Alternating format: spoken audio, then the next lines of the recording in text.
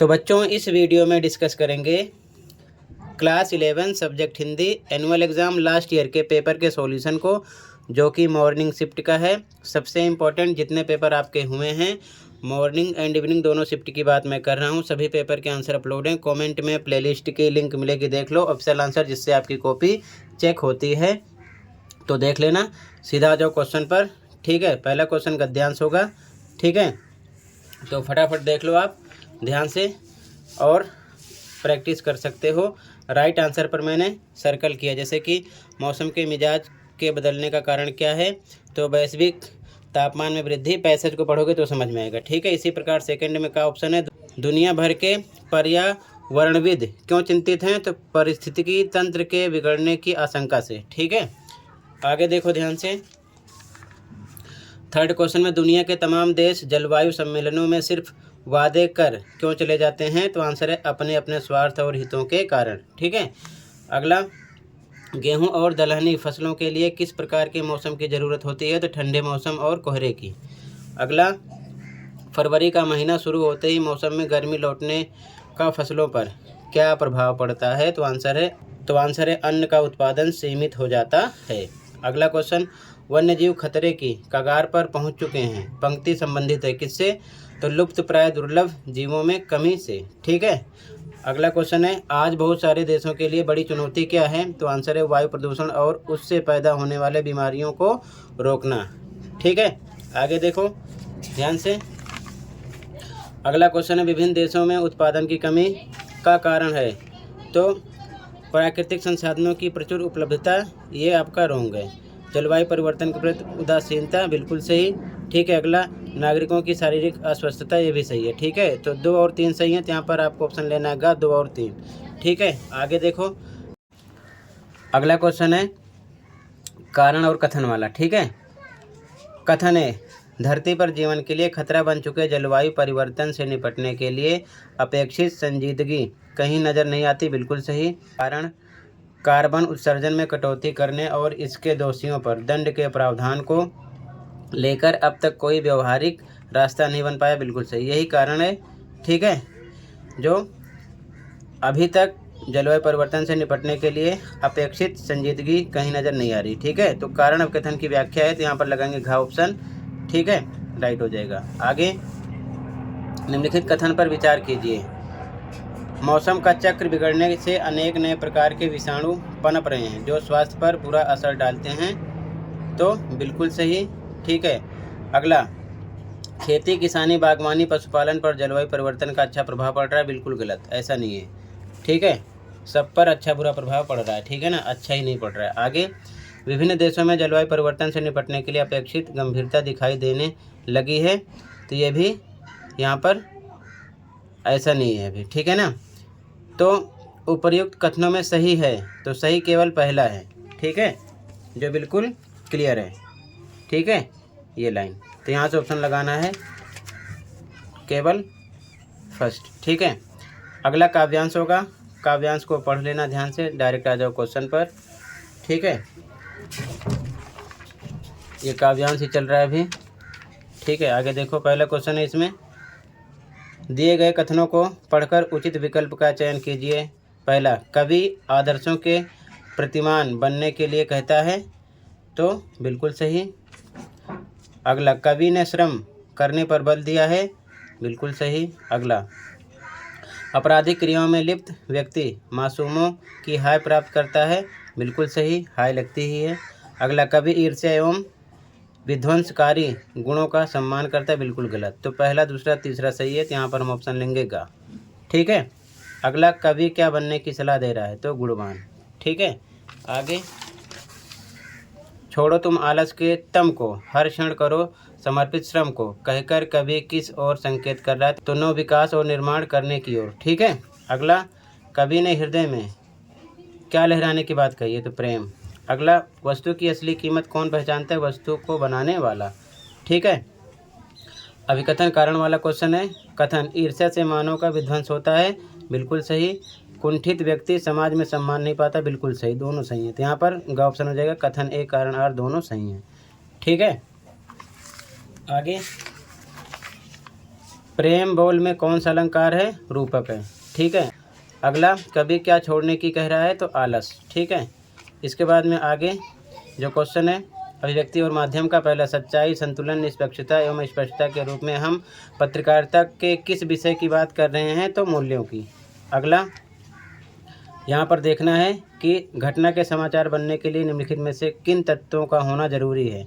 ठीक है, तो चारों का होना जरूरी है। नवीनता, जनरुचि, निकटता, प्रभाव। तो यहाँ पर आपका घ ऑप्शन हो जाएगा। अगला, भारत की पहली मूक फिल्म राजा हरिश्चंद्र के निर्माता कौन थे? दादा साहब फाल्के। ठीक है। आगे, कथनों पर विचार कीजिए। दैनिक समाचार पत्र रात 12 बजे तक के समाचारों को कवर करते हैं, बिल्कुल सही। किसी मुद्दे को समाचार बनाने के लिए एक पक्षीय होना आवश्यक है, बिल्कुल गलत, ऐसा नहीं है। लोगों की टकराव एवं संघर्ष में स्वाभाविक दिलचस्पी होती है, बिल्कुल सही। तो पहला तीसरा सही है, ग ऑप्शन हो जाएगा। ठीक है। आगे, मिस रुचिका तथ्यों की गहराई से छानबीन करके सूचनाओं को सामने लाने का काम करती हैं। यहाँ पत्रकारिता के किस प्रकार की बात हो रही है? तो खोज परक पत्रकारिता। ठीक है। अगला फिर से काव्यांश होगा, अंतरा भाग का काव्यांश पढ़ लेना। क्वेश्चन पे आ जाओ। उपर्युक्त काव्यांश में काव्य का कौन सा गुण विद्यमान है? तो ओज गुण। ठीक है। आगे देखो, काव्यांश में तितलियां किसका प्रतीक हैं? तो सुंदर युवतियों की। अगला, काव्यांश का मूल भाव क्या है? स्वाधीनता के मार्ग पर निरंतर आगे बढ़ते रहना। ठीक है। अगला क्वेश्चन, जागो तुझको दूर जाना से क्या अभिप्राय है? तो लक्ष्य प्राप्ति के लिए जागरूक होकर आगे बढ़ना। ठीक है। अगला, कथन पर विचार करना। आकर्षण के सामने आने से व्यक्ति की दृढ़ प्रतिज्ञा में वृद्धि होती है, बिल्कुल गलत। सफलता प्राप्ति के लिए मार्ग की बाधाओं से घबराना नहीं चाहिए, बिल्कुल सही। संघर्षशील व्यक्ति को कोमल भावनाओं से सावधान रहना चाहिए, बिल्कुल सही। दूसरा तीसरा सही है, ग ऑप्शन हो जाएगा। ठीक है। यहाँ पर आगे अगला क्वेश्चन 5 भी आपका गद्यांश होगा, पढ़ लेना। क्वेश्चन पे आ जाओ। यहाँ किस शासन प्रणाली के बारे में बात की जा रही है? तो ब्रिटिश शासन प्रणाली। आगे, प्रस्तुत गद्यांश में क्या दर्शाया गया है? तो शासन की अन्यायपूर्ण नीति। अगला, इस सरकार ने अपमानजनक और मनुष्यताहीन नीति मर्दक कानून क्यों गढ़े हैं? तो लोग वीर और स्वाधीन न हो सकें, इसीलिए। अगला, सरकार ने हमारे पढ़ने लिखने के साधनों को अज्ञान से भर रखा है से क्या अभिप्राय है? तो ज्ञान पाने वाले साधकों को काबू में करके अज्ञानता से भर देना। ठीक है, खा ऑप्शन है। आगे, अभिकथन कारण वाला क्वेश्चन है। कथन है, देश की दुरावस्था से चिंतित युवा पीढ़ी का विद्रोह मुखर है, बिल्कुल सही। कारण, शासन व्यवस्था जोंक की तरह देश के धर्म, धन व प्राणों को चूसती जा रही, बिल्कुल सही। यही इसकी व्याख्या भी है। ठीक है। तो घ ऑप्शन हो जाएगा यहाँ पर आपका। अगला देखो, अंतराल भाग 1 से होगा। जो रुदन के विभिन्न रूपों को पहचानता है वह साधारण बालक नहीं है। कथन किसका है? तो अघोरनाथ के मित्र का है। अगला, भुवन मोहिनी कौन थी? शरद की माता थी। ठीक है। अगला, शरद द्वारा किए जाने वाले निषिद्ध कार्यों संबंधी कथनों पर विचार कीजिए। तो कौन कौन से काम करता था? बाग से फूल चुराना, बिल्कुल सही। तितली पकड़ना, ये भी सही है। नाव लेकर दूसरे शहरों की यात्रा करना, गलत है। ठीक है, पहला दूसरा सही है। तो यहाँ पर का ऑप्शन हो जाएगा पहला दूसरा। अगला, बंदे साहब की मकबूल के पिता से मुलाकात का क्या परिणाम हुआ? तो पिता ने मकबूल के लिए ऑयल कलर ट्यूब व कैनवस मंगाने का आदेश दिया। अगला, मिलान करना था। ठीक है।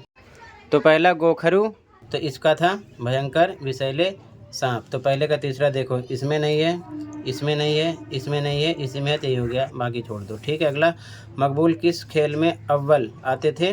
तो हाई जंप। ठीक है, घ ऑप्शन हो गया। आगे अभिकथन कारण वाला क्वेश्चन है। M.F. हुसैन भारत के प्रसिद्ध चित्रकारों में से एक हैं, बिल्कुल सही।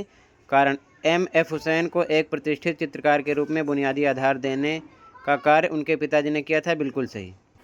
तो यहाँ पर का ऑप्शन हो गया। बाकी क्वेश्चन देखो, सॉल्यूशन अभी मैं आपको दिखा रहा हूँ। ठीक है, पहले क्वेश्चन देख लो कंप्लीट, फिर इसकी आंसर की आपको दिखा देता हूँ।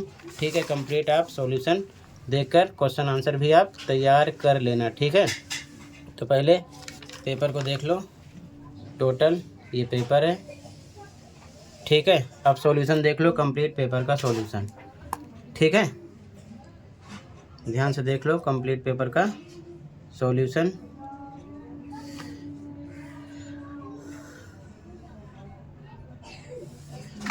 तो ध्यान से देखो, ये आंसर की है इसकी। ठीक है, ध्यान से देखते चलो। इसी प्रकार सभी पेपर के आंसर अपलोड हैं, यहाँ से आंसर स्टार्ट है। ठीक है, तो पहले फर्स्ट में खा, सेकंड में का, थर्ड में का, फोर्थ में का, इसी प्रकार देखते चलो। कंप्लीट क्वेश्चन आंसर देकर तैयार कर लेना। ओके, वीडियो अपने दोस्तों को भी शेयर कर दिया करो ताकि उनकी भी हेल्प हो सके। ठीक है, बाकी सभी पेपर के आंसर देख लो, अपलोड हैं जो आपके हो गए हैं।